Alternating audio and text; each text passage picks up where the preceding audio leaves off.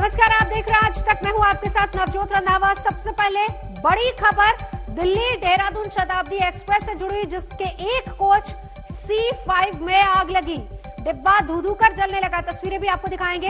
इलाका जोईवाला, जहां पर जंगल में के बीचों बीच जब ट्रेन वहां से गुजर रही थी, हालांकि रफ्तार काफी कम थी, तभी शॉर्ट सर्किट हालांकि मुख्य वजह बताया जा रहा है शुरुआती दौर में, लेकिन जांच के बाद पता चलेगा कि कारण क्या रहे।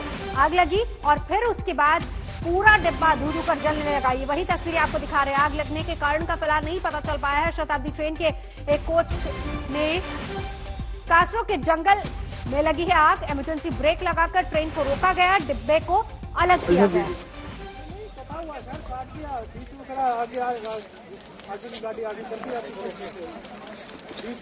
तस्वीरें दिल्ली देहरादून शताब्दी एक्सप्रेस की, जिसमें आग लगी।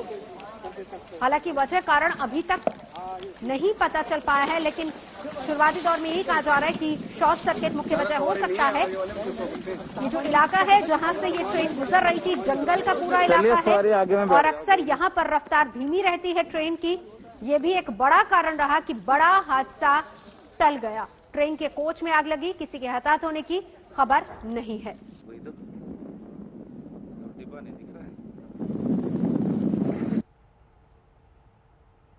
और अब बात करते हैं कोरोना की।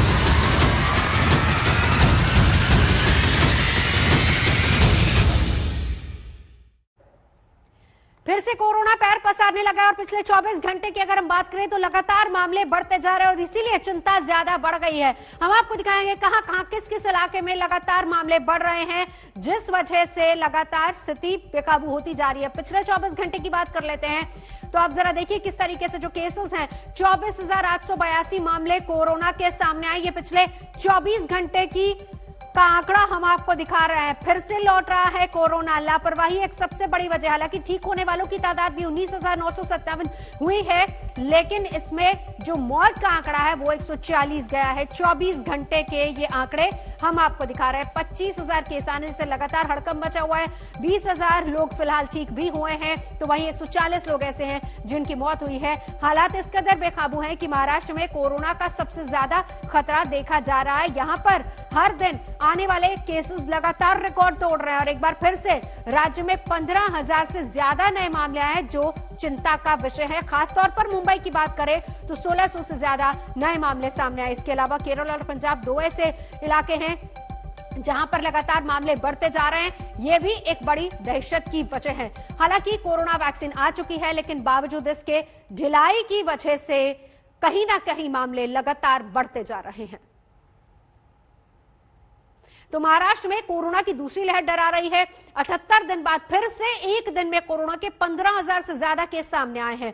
कुछ शहरों में लॉकडाउन की नौबत आ गई है, तो कुछ में सख्ती बढ़ती जा रही है। मुंबई में भी हाई अलर्ट है।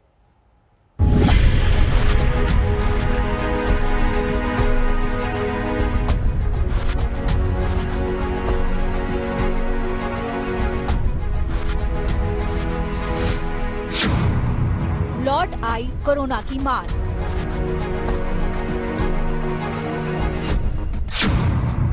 डरा रही कोरोना की दूसरी लहर। महाराष्ट्र में फिर बेकाबू रफ्तार। कहीं लॉकडाउन, कहीं सख्ती।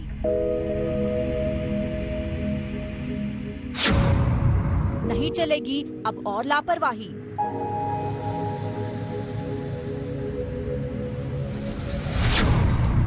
वैक्सीन आई पर सावधानी जरूरी। साल भर पहले ही पांव पसारते कोरोना को देखते हुए देश में लॉकडाउन लगाया गया था। सब कुछ थम गया था। बाजार, दुकानें सब बंद हो गए थे। सड़कों पर सन्नाटा पसरा था। लोग घरों में कैद हो गए थे।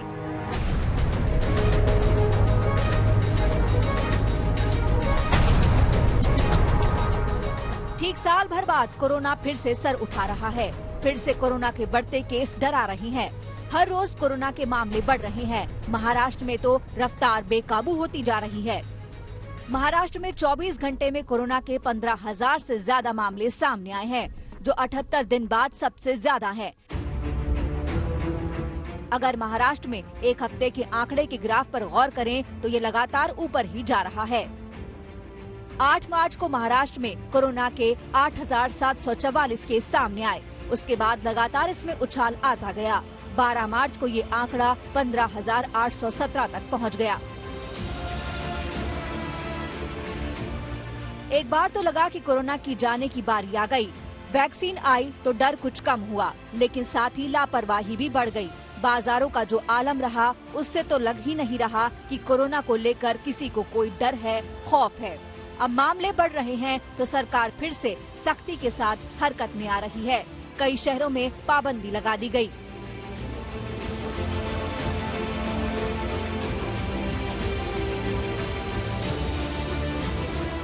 नागपुर और अकोला में संपूर्ण लॉकडाउन का ऐलान किया गया। नागपुर में 15 से 21 मार्च तक लॉकडाउन रहेगा। वहीं अकोला में 15 मार्च तक 3 दिन तक लॉकडाउन रहेगा। पुणे, जहां सबसे ज्यादा केस आने के बाद आंशिक लॉकडाउन लगा दिया गया। महाराष्ट्र के उस्मानाबाद, औरंगाबाद, नासिक और जलगांव में भी सख्ती का ऐलान कर दिया गया। पुणे की हम बात करते हैं कि पश्चिम महाराष्ट्र में पुणे एक ऐसा सेंटर हो गया है, ऐसा जिला हो गया है कि आज के तारीख में पुणे जिले में सबसे ज्यादा एक्टिव मरीज है। तकरीबन 21,000 के पार हो गए हैं एक्टिव मरीज। और रोजाना वाले जो मरीज है पुणे, अगर हम महानगर पालिका की बात करें तो पुणे में रोजाना तकरीबन 1850 पॉजिटिव मरीज पाए जा रहे हैं। और इसीलिए यहाँ पर भी नियंत्रित संचारबंदी रात के वक्त लागू कर दी गई है। साथ ही साथ जो स्कूल कॉलेजेस है वो 31 मार्च तक बंद करने के आदेश है। विरोध असल्यास त्यांच्यावर गुन्हा दाखल करण्यात येईल। सर्वांनी आपले दुकानं बंद करून घ्यावे। 9 वाजेपासून लॉकडाउन सुरू झालेला आहे। महाराष्ट्र के कुछ शहरों में कोरोना के नए केस कोरोना के पीक की याद दिला रहे हैं। पुणे में 24 घंटे में 1800 से ज्यादा मामले सामने आए तो नागपुर में 1700 से ज्यादा। मुंबई में भी महामारी के 1600 से ज्यादा नए बीमार जुड़ गए हैं। मुंबई से सटा ठाणे भी ज्यादा पीछे नहीं है। कोरोना के बढ़ते आंकड़े डरा रहे हैं तो सावधान भी कर रहे हैं। ये बता रहे हैं कि वैक्सीन आने से हमारी जिम्मेदारी खत्म नहीं हो गई। अभी भी मास्क जरूरी है, 2 गज की दूरी जरूरी है। मुंबई से पंकज उपाध्याय और नागपुर से पंकज खेलकर के साथ आज तक ब्यूरो। तो कोरोना के बाद बड़ी खबर आपको बता देते हैं। दिल्ली और देहरादून शताब्दी एक्सप्रेस के एक कोच में आग लग गई। तस्वीरें हम आपको लगातार दिखा रहे हैं। डोईवाला के करीब जंगल में आग लगी है। आग लगने का कारण फिलहाल पता नहीं चल पाया है। शताब्दी ट्रेन जिसके एक कोच में आग लगी, कासरो के जंगल में आग लगी। इमरजेंसी ब्रेक लगाकर ट्रेन को तुरंत रोका गया। ये तस्वीरें उसी ट्रेन के कोच की तस्वीरें हैं जिसमें आग लगी है। हालांकि वजह और कारण अभी तक पता नहीं चल पाए हैं, लेकिन ये तस्वीरें जो आपको दिखा रहे हैं इससे साफ अंदाजा लगाया जा सकता है कि आग कितनी भयानक थी। साथ ही साथ ड्राइवर और गार्ड की सूझबूझ से बड़ा हादसा होते होते टल गया। और दूसरा सबसे बड़ी वजह जो थी वो कासरो का जो जंगल है, वहां पर ट्रेन की रफ्तार काफी धीमी हो जाती है, जिस वजह से समय रहते अंदाजा लग सका और ट्रेन तुरंत रोकी गई। जब गर्म हो रहा है तो वही तो होगा। मिलन शर्मा मेरे सहयोगी इस वक्त हमारे साथ जुड़ चुके। मिलन, क्या अपडेट इस बारे में मिल पा रहा है? वजह कारण कुछ पता चल पाए हैं अभी?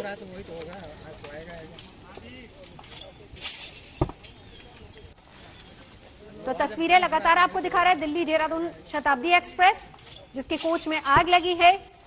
हालांकि इसके बाद राजाजी टाइगर रिजर्व और रेलवे के अधिकारियों को तुरंत सूचना दी गई, जिसके बाद सभी लोग मौके पर पहुंचे हैं। जंगल का पूरा इलाका जहां पर आमतौर पर ट्रेन की स्पीड काफी कम रहती है, धीमी रहती है। यह भी एक बड़ा कारण रहा कि समय रहते इस आग के बारे में जानकारी मिल पाई। ड्राइवर और गार्ड दोनों की सूझबूझ से एक बड़ा हादसा होते होते चल गया। इमरजेंसी ब्रेक लगाकर ट्रेन को रोका गया और फिर उसके बाद तुरंत से जिस डिब्बे में आग लगी थी उसको ट्रेन से तुरंत अलग किया गया। हादसा बड़ा हो सकता था अगर ट्रेन की रफ्तार ज्यादा होती, तेज होती। बगल के दूसरे कोच को भी आग अपनी चपेट में ले सकती थी, लेकिन समय रहते सूझबूझ से इस बड़े हादसे इसको बड़े हादसे में तब्दील होने से रोका गया। ट्रेन किस कदर धू-धू कर जल रही है ये भी आप इन तस्वीरों में देख सकते हैं। शताब्दी एक्सप्रेस जब गर्म हो रहा है तो वही दिल्ली से देहरादून। दिलीप सिंह राठौर इस वक्त हमारे साथ जुड़ चुके हैं। दिलीप, अभी का क्या अपडेट है वहां पर, अभी हालात क्या है वहां पर? नवजोत, देखिए अभी आग पर काबू पाया गया है और ये अच्छी बात है कि किसी को भी कोई नुकसान नहीं पहुंचा है, कोई भी हताहत नहीं है। कुछ लोग जो है उनको वहां से निकाल लिया गया था और उसके बाद उनको आगे की तरफ प्रस्थान करने के लिए उनके लिए साधन की व्यवस्था कर दी गई थी। कोच में जो आग लगी थी वो अभी भी समय काबू में है। दिलीप, जिसका जिक्र आप कर रहे हैं कि कुछ लोगों को वहां से हटाया गया था, हालांकि हम दिलीप अगर इन तस्वीरों की बात करें तो इसमें भी कुछ लोग आसपास सामान लेते हुए जाते टहलते नजर आ रहे हैं। क्या ये लोग वो थे जो कि इस कोच में मौजूद थे? इस बारे में भी अपडेट दीजिए। देखिए नवजोत, ये वो लोग थे जो बगल वाले कोच में थे और जैसे ही कोच को अलग किया गया उसके साथ दो कोच आपको दिखाई देंगे तो उसमें साफ तौर पे पता लग जाएगा कि दो कोच इसके साथ और भी थे जिसमें आग नहीं पकड़ पाई और यही वो वजह है कि जो बाकी के जो लोग थे उसमें वो उनको कोई नुकसान नहीं हुआ है और अभी इसी वजह से उनको बाहर निकाला गया ताकि और उनको कोई परेशानी ना हो। कोशिश यही की गई कि जल्द से जल्द वहां से जो लोग हैं उनको सामान से बाहर निकाल लिया जाए और वैसा ही हुआ भी, क्योंकि जिस तरीके से जो एक मेन कोच है T5 जिसमें आग भयानक रूप से लगी है, अंदाजा लगाना बिल्कुल आसान है कि अगर उसमें कोई भी व्यक्ति मौजूद होता तो बहुत बड़ा हादसा था, बहुत बड़ी जनहानि हो सकती थी। ना बिल्कुल, यानी दिलीप आप ये कह रहे हैं कि जो आसपास कुछ और तस्वीरें हम देख रहे हैं जिसमें कुछ लोग अपना सामान लिए हुए हैं, ये अगल बगल के कोच के लोग थे जिनको एहतियातन वहां से हटाया गया। वाकई नवजोत, ये वो खुशनसीब लोग हैं जो उस T5 कोच में मौजूद नहीं थे। अगर वहाँ ये उस कोच में कोई भी व्यक्ति मौजूद होता तो जिस तरीके की आग है उसे देखकर साफ अंदाजा लगाया जा सकता है कि कोई भी वहाँ पर सकुशल नहीं होता। ये वो लोग हैं जो बगल वाले कोच में थे और जैसे ही आग ने भयानक रूप लिया तो जो बगल वाले कोच थे उनमें से लोग बाहर निकले, कोशिश की एक दूसरे की मदद की सामान निकालने में और जल्द से जल्द ये बाहर हो गए। ड्राइवर की बड़ी सूझबूझ रही कि उसने तुरंत ब्रेक लगाए और उसके बाद में जो कोचेस थे जिसमें आग लगी थी उनको ट्रेन से अलग कर दिया गया और वो ट्रेन जो मुख्य ट्रेन थी उसको थोड़ा सा आगे ले जाकर रोक दिया गया और यही वजह कि बहुत बड़ा हादसा होने से बच गया। हादसा ये भी कोई छोटा नहीं है, लेकिन सबसे ज्यादा जरूरी जो चीज होती है वो होती है इंसानी जिंदगी। इंसानी जिंदगी को कोई नुकसान नहीं पहुंचा, ये सबसे बड़ी बात है। नवजोत, बिल्कुल दिलीप रहिए हमारे साथ। मेरी सहयोगी मिलन शर्मा भी इस वक्त हमारे साथ जुड़ चुके हैं। मिलन, क्या अपडेट आपके पास इस हादसे के बारे में? देखिए नवजोत, ये जो ट्रेन में आग लगी इसका कारण फिलहाल शॉर्ट सर्किट बताया जा रहा है। ऐसा रेल मंत्रालय के जो ऑफिशियल्स हैं उन्होंने स्टेटमेंट में कहा है, लेकिन किस तरीके से ये आग लगी थी इसमें कम से कम 35 ऐसे लोग थे जो फंसे हुए थे। रेल मंत्रालय का कहना है कि उनको सबको वहां से बाहर निकाला गया और दूसरे किसी कोच में डाल दिया गया। लेटेस्ट अपडेट हम ये दे सकते हैं नवजोत की जो ट्रेन है ये देहरादून पहुंच गई है और सभी जो पैसेंजर्स थे इस ट्रेन में फिलहाल सुरक्षित हैं, लेकिन रेल मंत्रालय ने कहा है कि आग कैसे लगी इसकी जांच करवाई जाएगी। एक हाई लेवल कमेटी बनाई जाएगी और इसको संज्ञान में रखते हुए देखा जाएगा कि पैसेंजर सेफ्टी किस तरीके से कॉम्प्रोमाइज हुई है इस बार। मिलन, एक और बड़ा सवाल, क्या वो ट्रैक सही है? क्या हम ये कह सकते हैं कि वहां से जो डिब्बा जला था जिसकी तस्वीरें लगातार हम देख रहे हैं उसको वहां से हटा लिया गया है और अब इस ट्रैक पर सुचारू रूप से यातायात हो सकता है? जी बिल्कुल, रेल मंत्रालय का कहना है कि जहां पर ये आप डिब्बा देख रहे हैं जलता हुआ रेल का, उसको हटा दिया गया है क्योंकि ये जो डिब्बा था ये 8वां कोच था, इंजन से 8वां कोच था, तो इसे तुरंत ही वहां से लोगों को निकालकर हटा दिया गया और ट्रेन को फिर से बाकी कोचेस से रीअटैच करके ट्रेन डेस्टिनेशन पर पहुंचाई गई। बिल्कुल मिलन, शुक्रिया आपका इस पूरी जानकारी के लिए। आप देख रहे हैं आज तक। इस बीच एक बड़ी खबर भी आपको लगातार बता दें कि शताब्दी एक्सप्रेस जिसमें आग लगी थी जिसकी तस्वीरें लगातार आ रही हैं, फिलहाल डिब्बे को अलग कर दिया गया है। ये इंजन से 7वां डिब्बा था जिसको अलग कर दिया गया। कारण वजह अभी तक नहीं पता चल पाया। रेलवे ने जांच के आदेश दे दिए हैं और इस बीच सभी यात्री भी सुरक्षित बताए जा रहे हैं और लोगों को ट्रेन में बिठाकर रवाना कर दिया गया। ट्रेन अपने गंतव्य स्थल यानी कि देहरादून तक पहुंच चुकी है। दिल्ली देहरादून शताब्दी एक्सप्रेस थी जिसके एक कोच में आग लग गई। हालांकि इसका कारण अभी तक नहीं पता चल पाया है। गनीमत यह रही कि जिस कोच में आग लगी उसके मुसाफिर पहले ही हरिद्वार में सभी लोग को वहां से वो वहीं पर उतर गए थे और उसके बाद ये डिब्बा खाली था। इस डिब्बे में कोई मौजूद नहीं था और यही बड़ी वजह है कि बड़ा हादसा होते होते टल गया। ट्रेन की रफ्तार भी काफी कम थी। मिलन शर्मा इस वक्त हमारे साथ जुड़ चुके हैं। मिलन, रेलवे प्रशासन क्या कह रहा है इसको लेकर अभी? नवजोत, रेलवे प्रशासन का कहना है कि इस पर कार्रवाई वो करेंगे क्योंकि किस तरीके से कोच में आग लगी इसकी जानकारी बहुत जरूरी है। फिलहाल ये कहा जा रहा है कि जो 35 लोग थे इस कोच में उनको बाकी कोचेस में शिफ्ट करके जो जिस डब्बे में आग लगी थी उसको अलग करके बाकी कोचेस से अटैच किया गया और ट्रेन को अब देहरादून पहुंचा दिया गया है। नवजोत, शुक्रिया मिलन।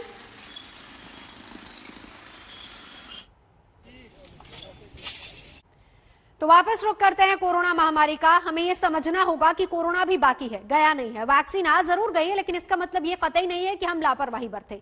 अब भी 2 गज की दूरी और मास्क बेहद जरूरी है।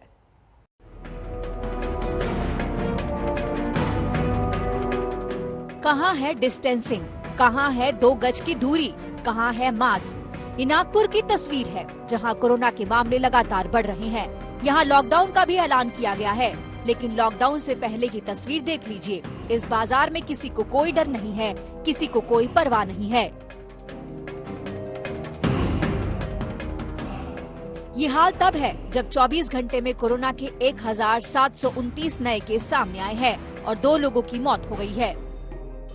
1 साल बाद फिर उसी जगह पर हम आ गए हैं कि कोरोना वायरस की महामारी के अब जो मरीज है जो 1 साल पहले बहुत ही कम थे, मार्च महीने के 12 तारीख के करीब, आज वही आंकड़े 13 मार्च को अगर हम देखें तो सब जिलों में आंकड़े मरीजों के बढ़ते जा रहे हैं। शुरुआत विदर्भ के अमरावती जिले से हुई और इसीलिए कहा गया है कि अब जो एपी सेंटर है वो कोरोना वायरस मरीजों का अमरावती हो गया है। लेकिन मुंबई से सटे कल्याण में लापरवाही की तो इंतहा हो गई। यहाँ एक शादी समारोह में 700 लोग जुट गए जबकि सरकार ने शादियों में 50 गेस्ट की संख्या तय की है। पुलिस ने इस मामले में केस दर्ज किया है।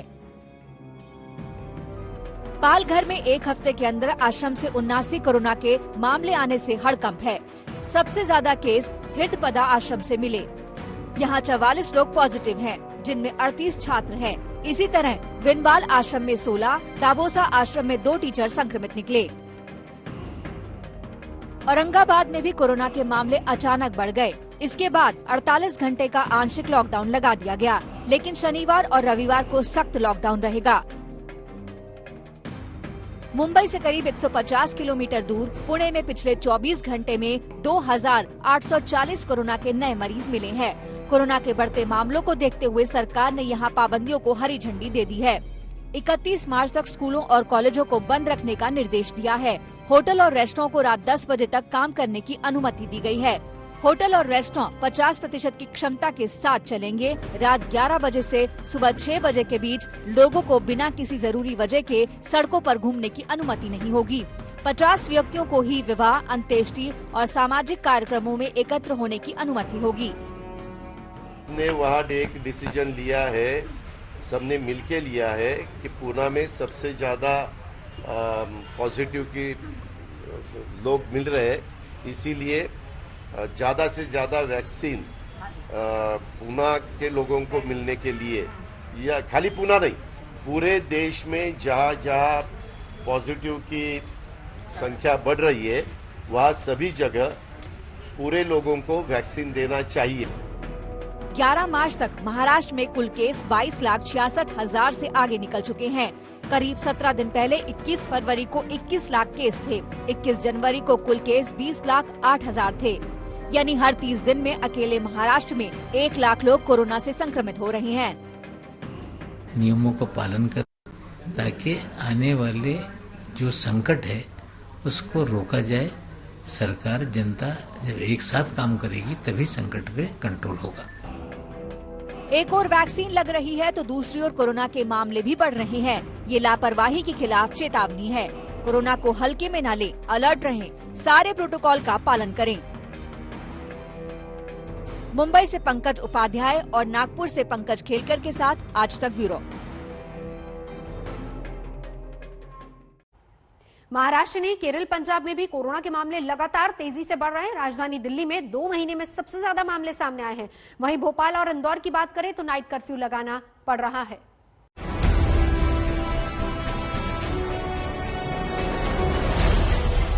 महाराष्ट्र में बढ़ते कोरोना के मामले से एक बार फिर दिल्ली सहम गई। यहाँ भी कोरोना केस में तेजी आई है। 24 घंटे में ही 450 से ज्यादा नए मामले सामने आ गए। ये 2 महीने में सबसे ज्यादा है। लगातार दूसरे दिन दिल्ली में कोरोना के मामले 400 के पार पहुँचे। महाराष्ट्र से सबक लेते हुए दिल्ली को भी सतर्क रहने की जरूरत है। जनवरी के बाद एक वक्त ऐसा भी आया जब लगा कि दिल्ली में कोरोना का चैप्टर बंद हो रहा है, लेकिन मार्च की शुरुआत के साथ ही दिल्ली में कोरोना धीरे धीरे रफ्तार पकड़ रहा है। दरअसल दिल्ली वालों की सहूलियत के लिए बाजार, मॉल और साथ ही साथ दफ्तर भी खोल दिए गए थे, लेकिन ये वक्त सावधानी बरतने का है और लोगों को ये समझना होगा कि लापरवाही की वजह से जो हाल इस वक्त महाराष्ट्र का हो रहा है, वही हाल दिल्ली का भी हो सकता है। दिल्ली के साथ अच्छी बात यह है कि संक्रमण की दर अब भी 1% से कम है, जबकि महाराष्ट्र में दर करीब 10% है। मध्य प्रदेश भी हाई अलर्ट पर है। मुख्यमंत्री शिवराज सिंह चौहान ने कल ही कोरोना को लेकर समीक्षा बैठक की, जिसमें बढ़ते मामलों पर चिंता जताई गई। भोपाल और इंदौर में नाइट कर्फ्यू लगा दिया गया। हालात में सुधार नहीं हुआ तो सख्ती और हो सकती है। पॉजिटिविटी रेट जो कि 1.6 तक चला गया था, वो अब बढ़ के 4.1% तक दोबारा पहुंच गया है 2 महीनों के भीतर ही। और शिवराज सिंह चौहान को बाकायदा एक कोरोना समीक्षा बैठक करनी पड़ी थी शुक्रवार शाम को, जिसमें ये विचार किया गया है कि यदि हालात नहीं सुधरते हैं अगले 48 घंटों में, तो इंदौर और भोपाल में नाइट कर्फ्यू लगाया जा सकता है, क्योंकि मामले तेजी से बढ़ रहे हैं। इससे पहले भी 8 मार्च की तारीख दी गई थी मुख्यमंत्री की तरफ से। ये बताया गया था कि यदि हालात नहीं सुधरे तो 8 मार्च से नाइट कर्फ्यू इंदौर और भोपाल में लगाया जाएगा, लेकिन क्योंकि तब भोपाल में मामले अचानक से कम आने शुरू हो गए थे, तो ये विचार त्याग दिया गया। अगर 5 राज्यों में कोरोना के मामलों पर गौर करें तो महाराष्ट्र अकेले सब पर भारी है, जहां 11 मार्च को 14,000 केस थे, जो अब 15,000 के पार हो गए हैं। तो दिल्ली में 2,000 से ज्यादा केस हैं। पंजाब में भी 1,000 से ज्यादा मामले सामने आए। कर्नाटक और गुजरात में भी एक दिन में 700 से ज्यादा कोरोना पॉजिटिव निकले। 24 घंटे में देश में कोरोना के 24,000 से ज्यादा केस आए, तो 19,000 से ज्यादा लोग ठीक भी हो गए। अब देश में कोरोना के 1,13,00,000 मामले हो गए हैं। भोपाल से रवीश पाल सिंह और दिल्ली से पंकज जैन के साथ आज तक ब्यूरो। ममता बनर्जी ने अब तय कर लिया है कि वो व्हील चेयर से ही चुनाव प्रचार करेंगी। 15 मार्च से चुनाव प्रचार का आगाज कर रही हैं। 16 मार्च को बांगुरा और 17 मार्च को झारग्राम में ममता की जनसभा होनी है।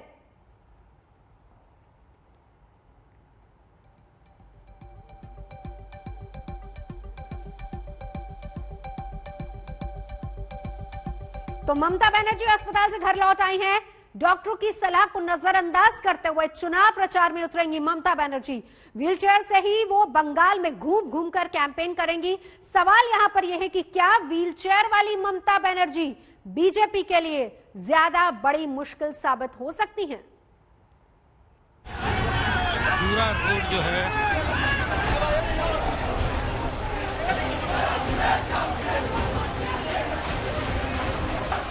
जब ममता बनर्जी सड़क पर उतरती हैं तो उनके साथ कदम से कदम मिलाना मुश्किल होता है।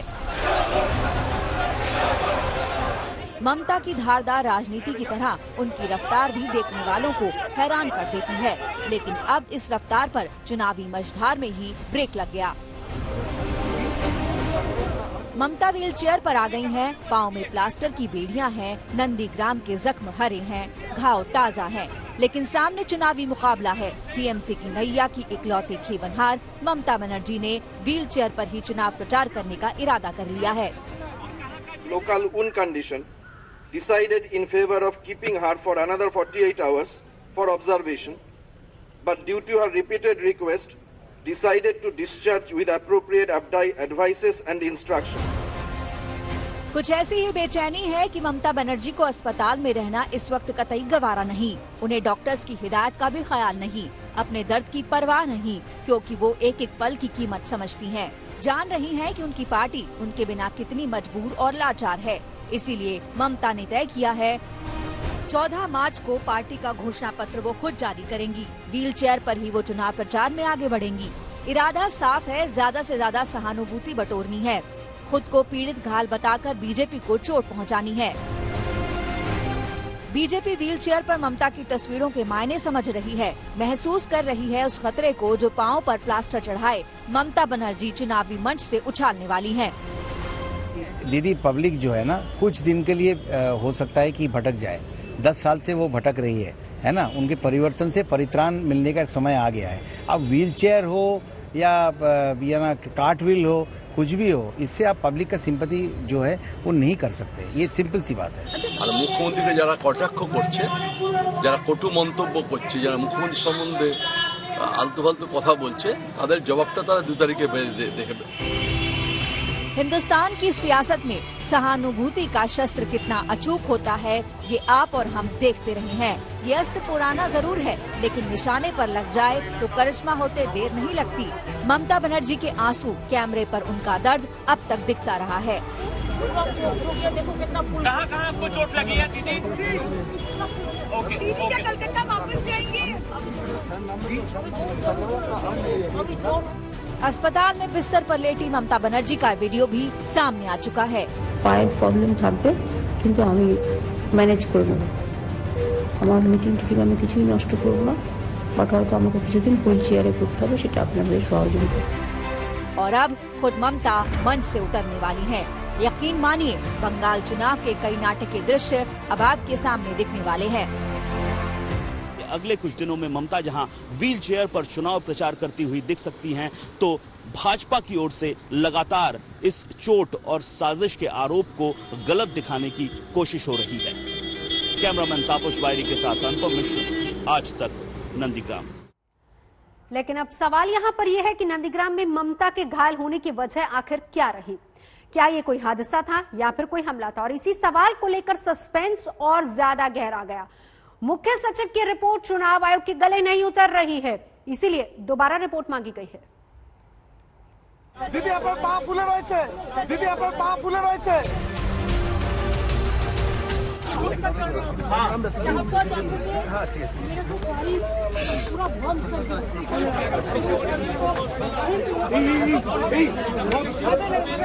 यहाँ की सरकार अगर नहीं कर पाएगी सीआईडी, तो सीबीआई इंक्वायरी होनी चाहिए।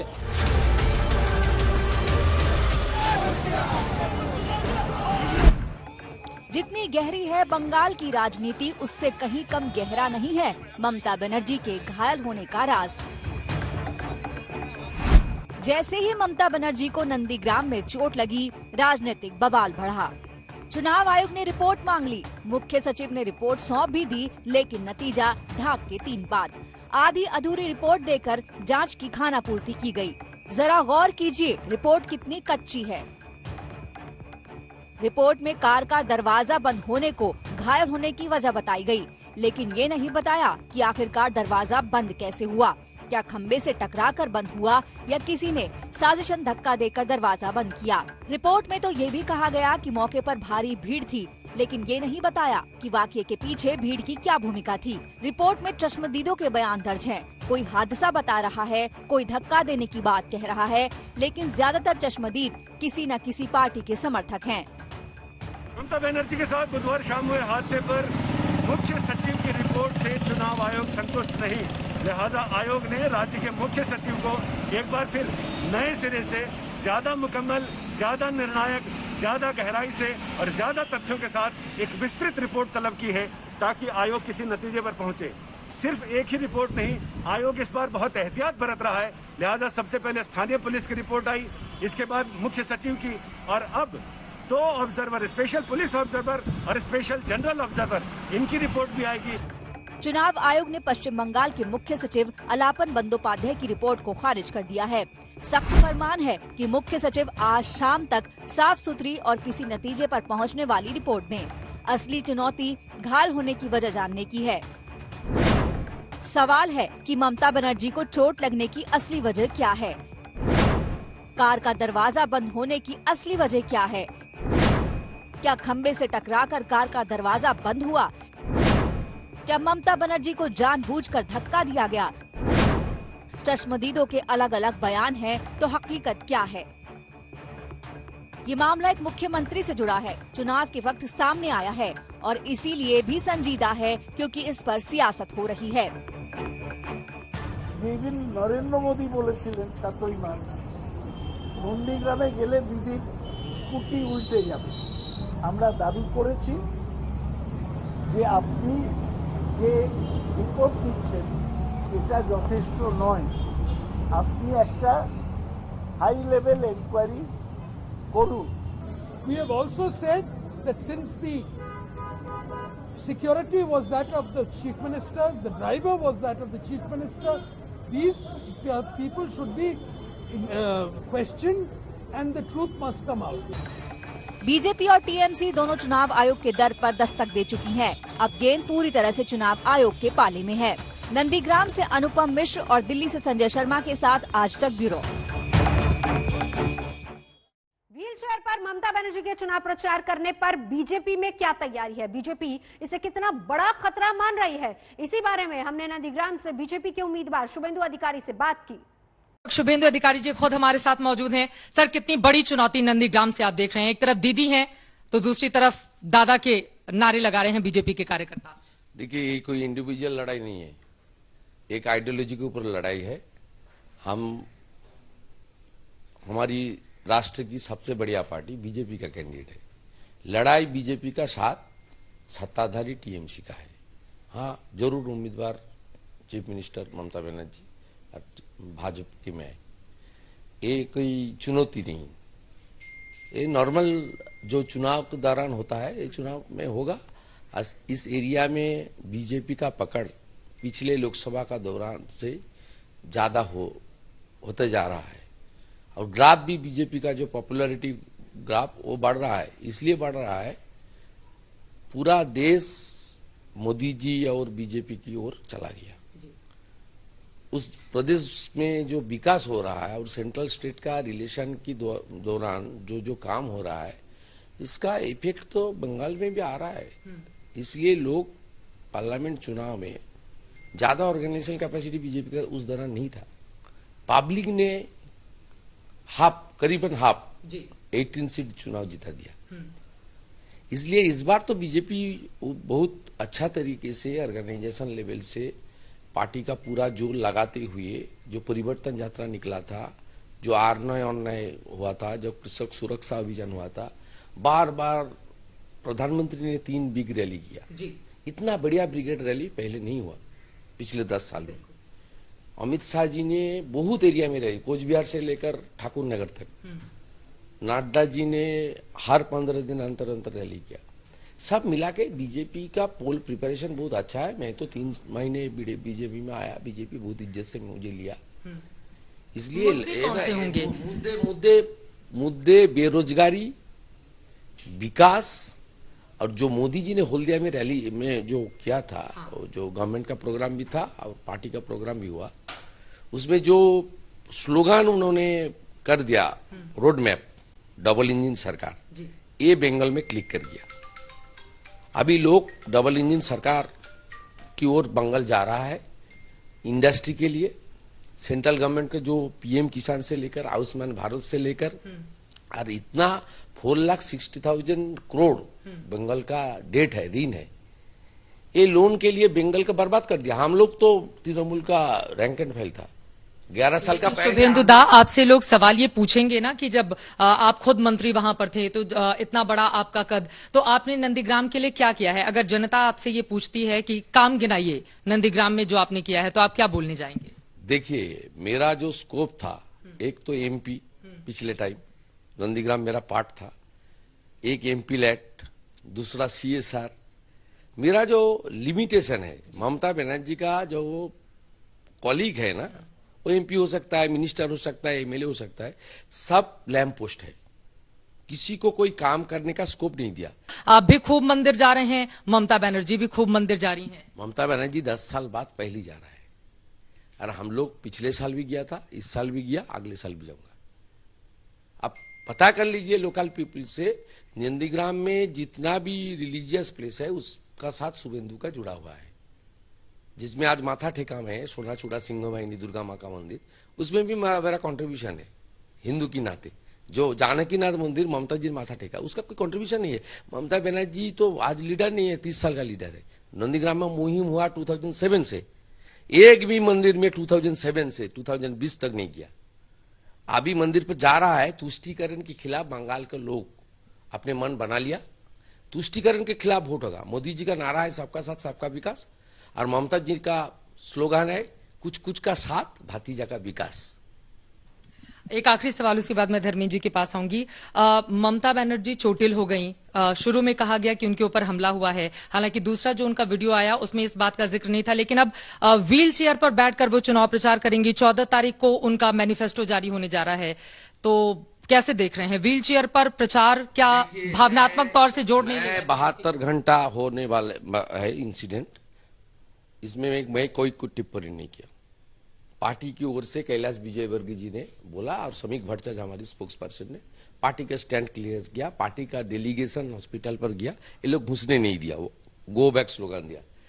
मैं ये पर्सनल मैटर में कुछ नहीं बोलूंगा, ये कंप्लीटली पर्सनल मैटर है। ये कोई इसी में कोई पॉलिटिकल, कोई क्रिमिनल, कोई कुछ नहीं है। राजनीति में जीत की गारंटी नेताओं की लोकप्रियता का मीटर तय करती है। आज हम आपको नंदीग्राम में उसी लोकप्रियता की जंग के बारे में बताने जा रहे हैं जो ममता और शुभेंदु के बीच में है।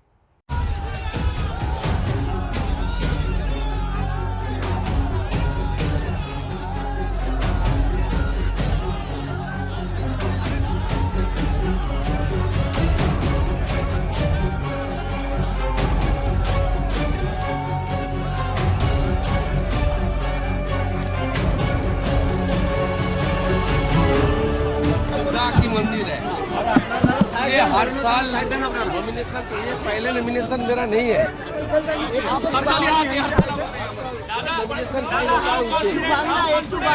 आस्था का केंद्र है, इसमें नया कोई बात नहीं। बंगाल के सबसे बड़े मुकाबले का पार्ट 2 संस्करण इन्हीं तस्वीरों के साथ शुरू हुआ। शुभेंदु अधिकारी ने पहले मंदिर में पूजा अर्चना की, मंदिर में आशीर्वाद लिया। भक्ति के बाद नंदीग्राम की सड़कों पर शक्ति प्रदर्शन का नंबर आया। नंदीग्राम के दंगल को आप इसी से समझ सकते हैं कि केंद्रीय मंत्री स्मृति ईरानी और धर्मेंद्र प्रधान जैसे नेता दिल्ली से पहुंचे शुभेंदु का पर्चा भरवाने। शक्ति प्रदर्शन के बाद शुभेंदु ने पर्चा भरा। एक दिलचस्प मुकाबला यहाँ पे होने वाला है, नंदीग्राम का प्रेस्टीज बैटल जिसे कहा जाता है, क्योंकि शुभेंदु अधिकारी 2016 तो पिछले विधानसभा चुनाव में इस सीट को 67% वोट से जीते थे और इस बार उनको टक्कर दे रहे हैं खुद मुख्यमंत्री और तृणमूल कांग्रेस सुप्रीमो ममता बनर्जी। नंदीग्राम के लिए ये चुनाव एकदम अलग है, क्योंकि नंदीग्राम के सबसे बड़े मुकाबले के खिलाड़ी बदल गए हैं। नंदीग्राम में सियासी भिड़ंत के कायदे और कानून एकदम बदल गए हैं। सबसे पहले नंदीग्राम की चुनावी भिड़ंत का मतलब समझिए। इस बार नंदीग्राम का खेल कैसे बदला हुआ होगा। ममता के विश्वास पात्र थे शुभेंदु, ममता के खिलाफ चुनावी योद्धा। टीएमसी से शुभेंदु चुनाव जीते, बीजेपी से चुनाव लड़ रहे शुभेंदु। बूथ बूथ पर मजबूत थी टीएमसी, बूथ बूथ पर शुभेंदु सेंध लगाएंगे। शुभेंदु के भरोसे थी ममता बनर्जी। बीजेपी को अब शुभेंदु का सहारा। टीएमसी वर्कर ने चुनाव लड़ा, खुद ममता बनर्जी मैदान में है। चुनावी दंगल के खिलाड़ी बदले तो चुनावी मुद्दे भी बदल गए। जो शुभेंदु अधिकारी बीते चुनाव तक ममता बनर्जी का नाम लेकर टीएमसी का झंडा उठाकर वोट मांगते थे, आज वही शुभेंदु नए अवतार में दिख रहे हैं। शुभेंदु का नारा बदल गया, शुभेंदु का नेता बदल गया। ये तृणमूल कांग्रेस একটা প্রাইভেট লিমিটেড কোম্পানিতে পরিণত হয়েছে এবং এর রাজনৈতিক বিশ্বাসযোগ্যতা পশ্চিমবঙ্গে শেষ হয়ে গেছে এবং এই একটি দলে তার নেত্রী এবং তার যে ভাইপো এর বাইরে বাকি কারোরই কোনো সম্মান নেই, মর্যাদা নেই, অধিকার নেই, কথা বলার জায়গা নেই, সিদ্ধান্তে নীতিতে অংশগ্রহণ করার সুযোগ নেই।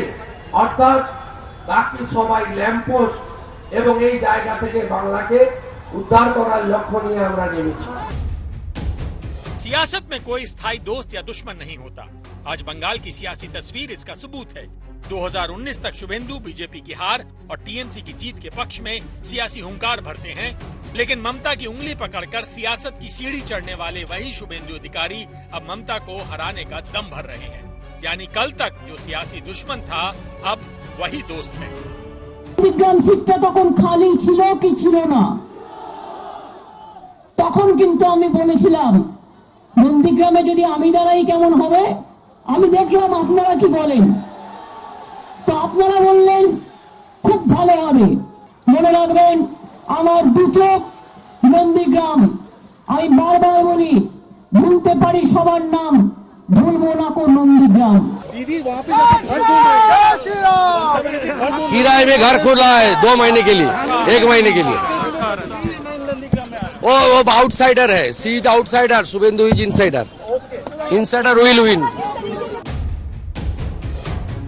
शुभेंदु अधिकारी ने नंदीग्राम से पर्चा भर दिया, लेकिन ममता के खिलाफ सियासी लड़ाई किस लाइन पर लड़ी जाएगी ये केंद्रीय मंत्री स्मृति ईरानी के नारे से समझ सकते हैं। নন্দীগ্রাম সবার মুখে জয় শ্রীরাম, জয় শ্রীরাম, জয় জয় শ্রীরাম বলো। বলছে এবার নন্দীগ্রাম সবার মুখে, বলছে এখন নন্দীগ্রাম সবার মুখে, সবার মুখে, সবার মুখে। यहाँ सिर्फ जय श्री राम का नारा सियासी मुद्दा नहीं, बल्कि सबसे बड़े दंगल में आमने सामने चुनाव लड़ रहे योद्धाओं के बीच भी धर्म युद्ध वाला युद्ध चल रहा है।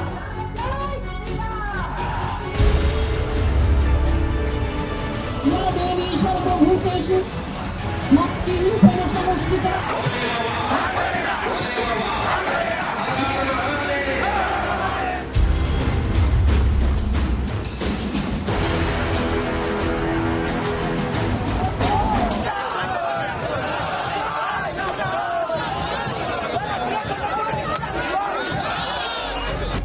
ममता का या देवी सर्वभूतेषु, शुभेंदु का हर हर बम बम। जीतेगी ममता? हाँ एकदम जीतेगी, फुल सपोर्ट है। सपोर्ट है। महिलाओं के लिए आपको क्या लगता है, महिला मुख्यमंत्री होना जरूरी है यहाँ पे? है एकदम। बहुत उत्साह है कार्यकर्ता का अंदर, जो इतने साल के प्रतीक्षा के बाद सब आए हैं, आज के सुदिन आए हैं। बात नहीं, हम लोग आ रहे हैं, हम लोग दूसरे से ज्यादा सीट लेके आ रहे हैं, हल्दिया भी जीत रहा है। नंदीग्राम का सियासी दंगल सबसे अहम है, क्योंकि बंगाल की सत्ता की चाबी यही है। ममता ने अपने सियासी सफर के सबसे कठिन चुनाव के इम्तिहान के लिए नंदीग्राम को चुना, तो बीजेपी ने शुभेंदु पर दाम लगाया। अब जनता को तय करना है कौन होगा नंदीग्राम का असली नायक। सूर्याग्नि रॉय, इंद्रजीत कुंडू और चित्रा त्रिपाठी के साथ अनुपम मिश्र, हल्दिया, आज तक।